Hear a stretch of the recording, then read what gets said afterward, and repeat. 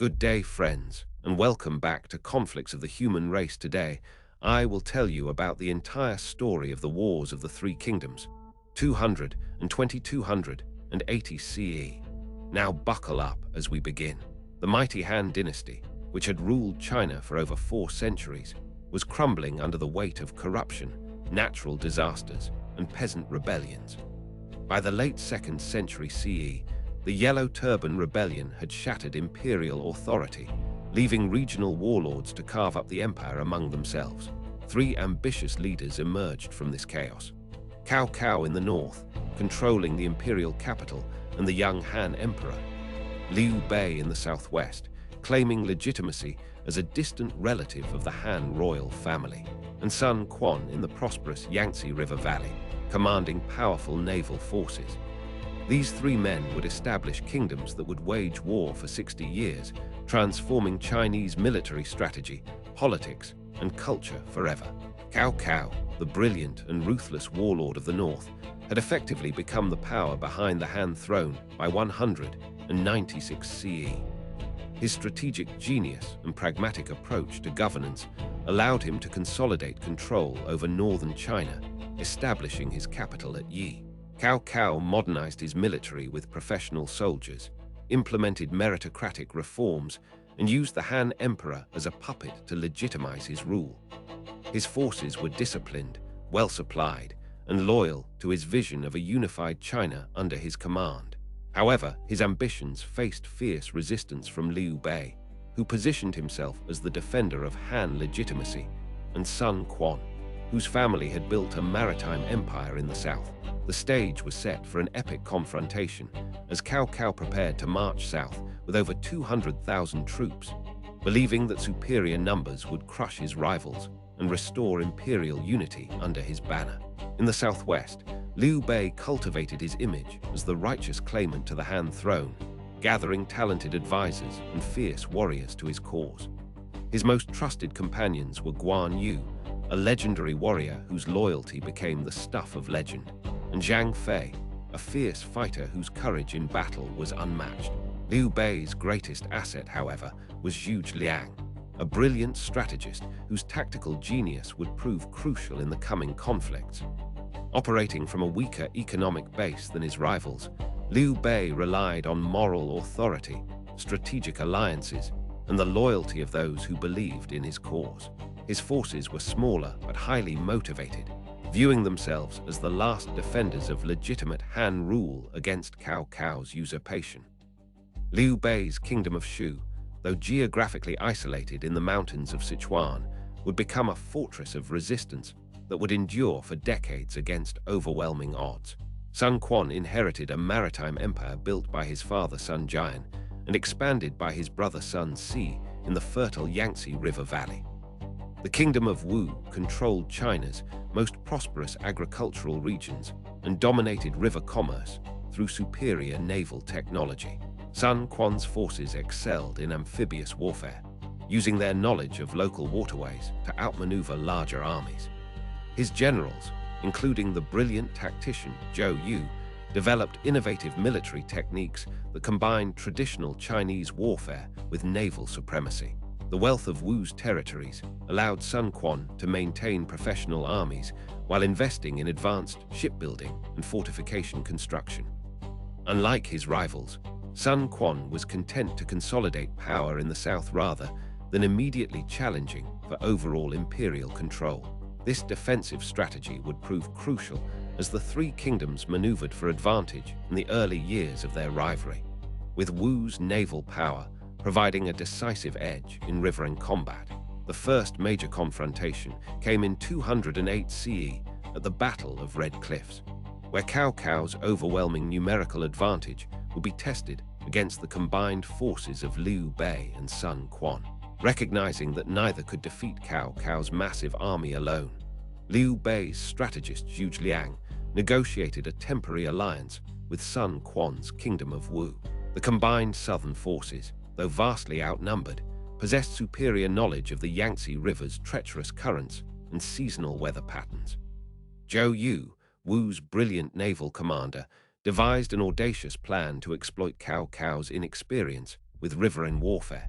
As Cao Cao's northern army approached the Yangtze, they were forced to chain their ships together to provide stability for soldiers unaccustomed to fighting on water. This tactical adaptation, born of necessity, would prove to be a fatal vulnerability that Zhou Yu intended to exploit through fire attack during the upcoming battle. Zhou Yu's fire attack at Red Cliffs became one of the most decisive naval battles in Chinese history. Using favorable winds and their intimate knowledge of river conditions, Wu's forces launched burning ships into Cao Cao's chained fleet during the night. The fire spread rapidly from vessel to vessel, turning the river into an inferno that destroyed hundreds of ships and thousands of troops. Cao Cao's soldiers, trapped on burning vessels or drowning in the Yangtze's swift currents, suffered catastrophic losses. The northern army's retreat became a rout as Liu Bei and Sun Quan's forces pressed their advantage, pursuing the demoralized survivors across the river. This stunning victory established the three-kingdom balance of power, proving that superior numbers could not overcome tactical brilliance and environmental advantages. Cao Cao's dream of quick reunification lay in ashes on the Yangtze's waters, while his southern rivals had demonstrated that coordinated resistance could check even the mightiest armies. Following their victory at Red Cliffs, the alliance between Liu Bei and Sun Quan quickly dissolved as both leaders pursued their own territorial ambitions. Liu Bei moved to secure the strategic Jing province, while Sun Quan consolidated his control over the Yangtze River Valley. Cao Cao, though defeated, retained control of northern China and began rebuilding his forces with characteristic determination. The three-way struggle entered a new phase of territorial consolidation and border warfare, with each kingdom establishing defensive positions while seeking opportunities to expand at their rivals' expense. This period saw the development of sophisticated intelligence networks, diplomatic maneuvering, and limited military campaigns designed to test enemy strength without risking decisive battle. Each ruler recognized that another major confrontation could be catastrophic for the loser, leading to a careful balance of power that would define the next phase of the conflict. The war had evolved from Cao Cao's failed bid for quick reunification into a protracted struggle for supremacy. In 220 CE, the last Han emperor formally abdicated, and Cao Cao's son, Liu Bei, established the Wei dynasty, officially ending 4 centuries of Han rule. This momentous event transformed the conflict from a struggle within the imperial system into open competition between rival dynasties. Liu Bei responded by proclaiming himself emperor of the Shu Han dynasty, asserting his legitimacy as the true heir to Han traditions. Sun Quan initially maintained his position as a regional king, but eventually declared himself Emperor of Wu in 229 CE, completing the formal partition of China into 3 independent kingdoms. Each ruler now claimed the mandate of heaven, the divine right to rule all of China, making compromise increasingly impossible. The establishment of separate imperial courts intensified the ideological dimension of the conflict, as each kingdom developed distinct governmental systems, military traditions, and cultural identities. The war had become not just a struggle for territory, but a competition between different visions of Chinese civilization itself. Liu Bei's determination to restore Han legitimacy led him to launch a massive military campaign against Wu in 221 CE, seeking to reclaim Jing province and avenge the death of his beloved sworn brother Guan Yu. This decision, driven more by emotion than strategic wisdom, would prove to be one of the most consequential mistakes of the Three Kingdoms period. Liu Bei personally led over 70,000 troops eastward along the Yangtze River, establishing a series of fortified camps as his forces advanced toward Wu territory. His aggressive strategy initially achieved success, capturing several key positions and forcing Sun Quan's forces to retreat.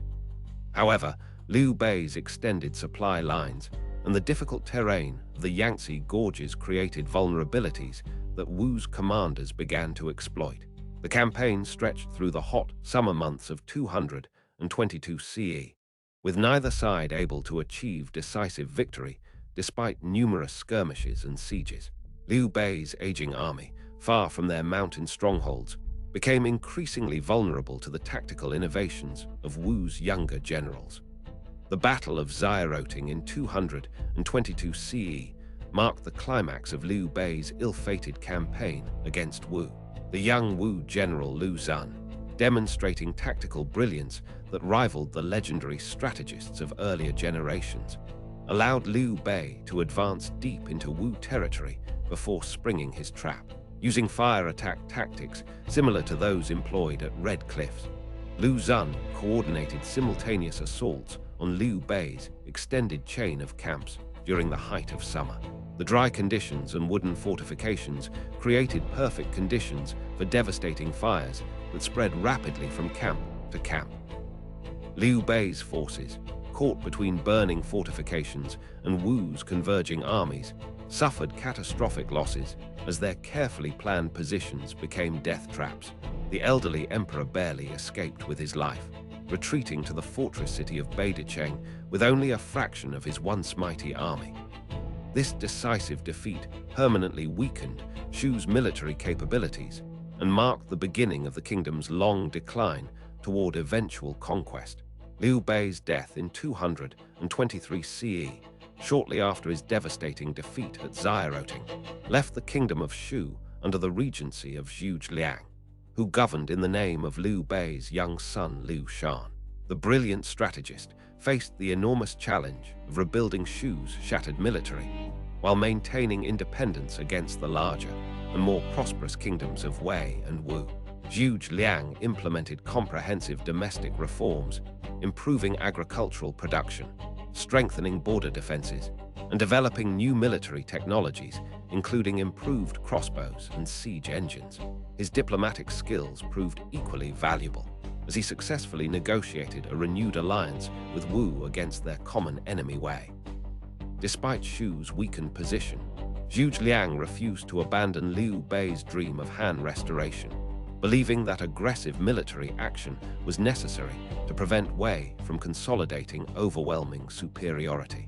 His strategic vision emphasized mobility, surprise, and the superior motivation of Shu's forces to overcome numerical disadvantages. This philosophy would drive Shu's military policy for the next decade, leading to a series of ambitious but ultimately unsuccessful northern campaigns. Between 228 and 234 CE, Zhuge Liang launched 5 major military campaigns against Wei, attempting to break through the mountain passes that separated Shu from the fertile plains of northern China. These northern expeditions represented some of the most sophisticated military planning of the Three Kingdoms period, combining innovative logistics, psychological warfare, and tactical flexibility. Zhuge Liang's first expedition achieved initial success, capturing several Wei fortresses before being forced to retreat due to supply problems and the defection of his subordinate Ma Su.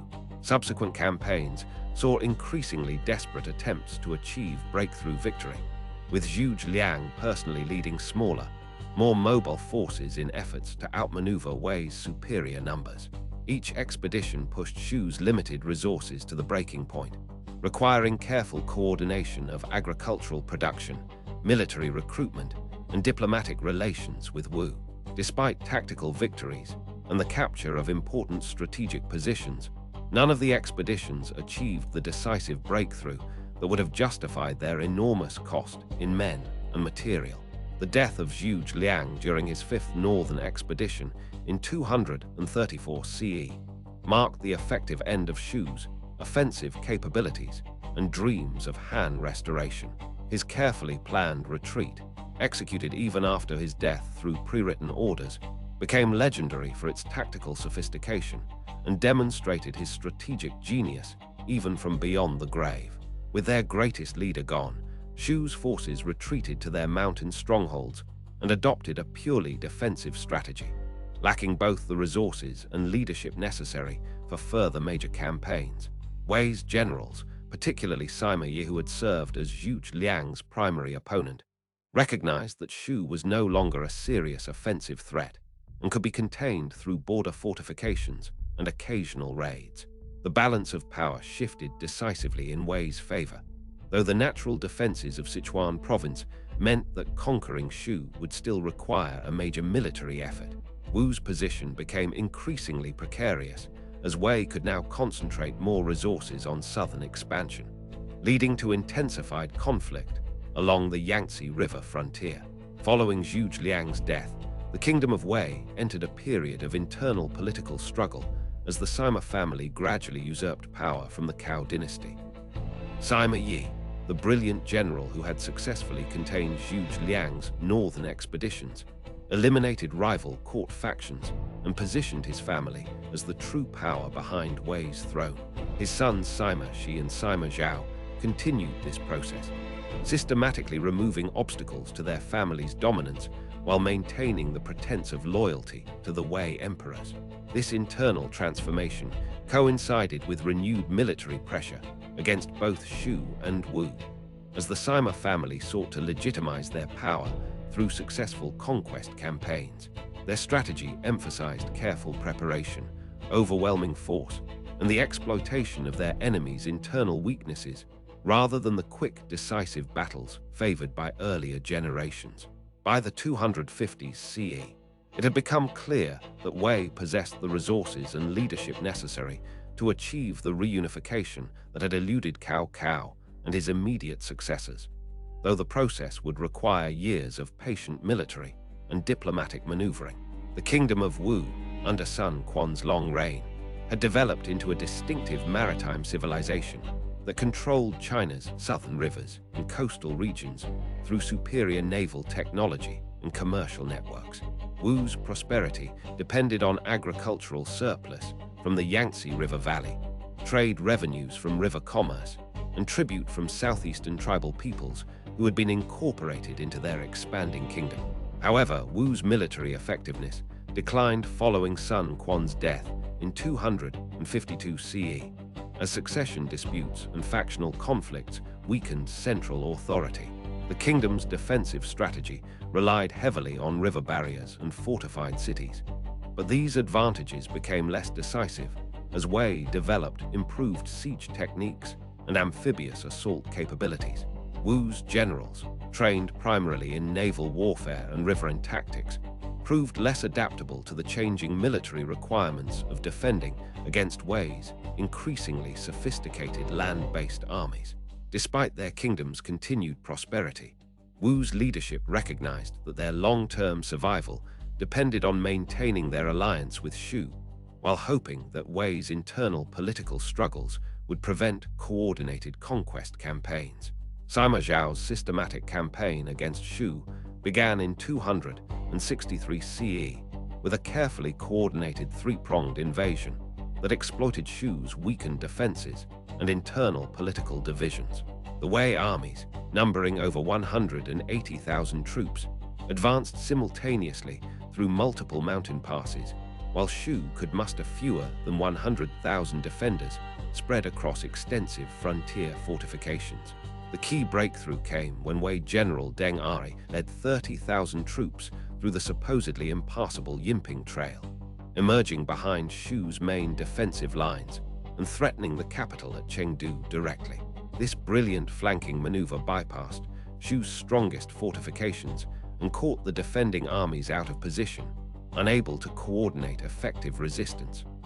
Shu's last emperor Liu Shan, facing inevitable defeat and unwilling to see his people suffer through a prolonged siege, chose to surrender rather than fight to the death. His decision ended 43 years of Shu independence and eliminated one of the three kingdoms, dramatically altering the balance of power in favor of Wei's bid for reunification. The conquest of Shu in 263 CE left Wu isolated and facing the full might of Wei's reunified northern armies.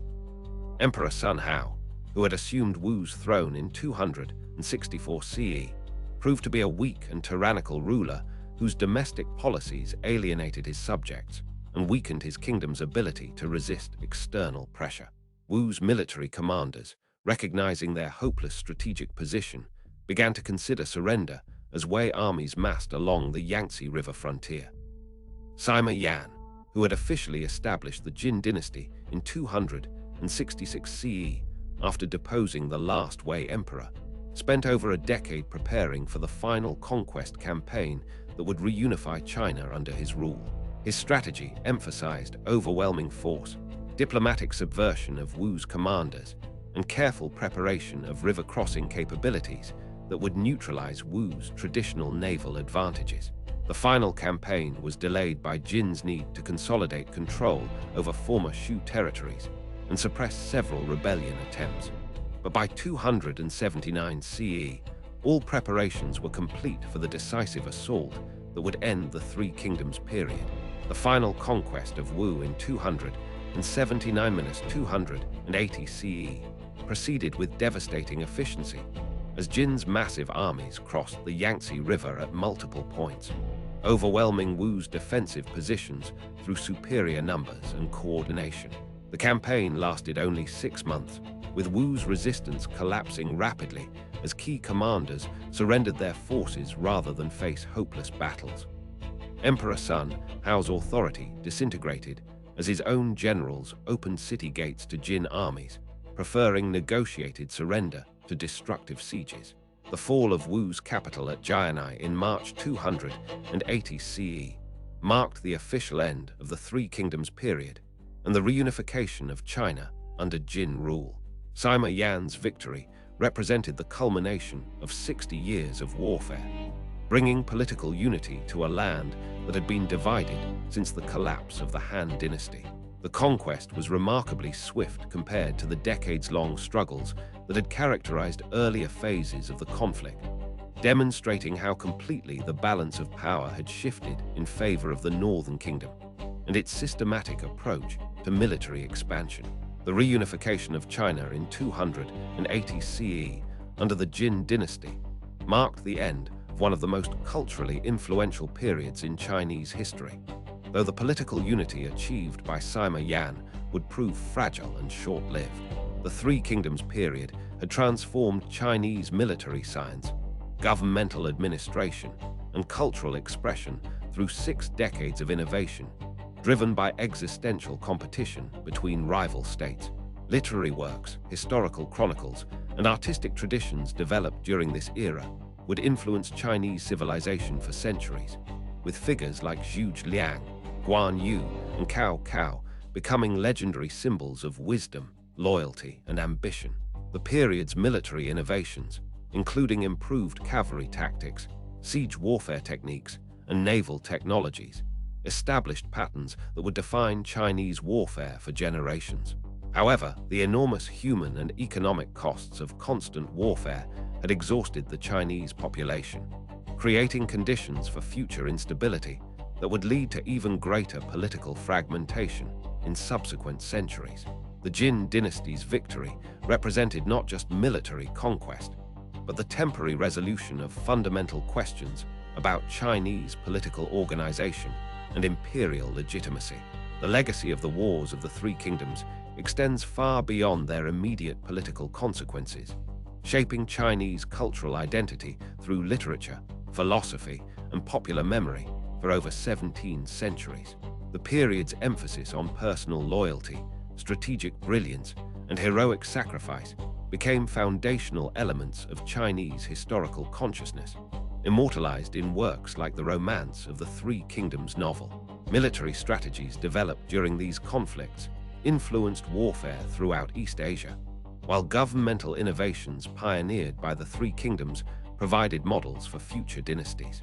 The period demonstrated both the creative potential unleashed by political competition and the devastating costs of prolonged civil warfare, lessons that would resonate through subsequent Chinese history.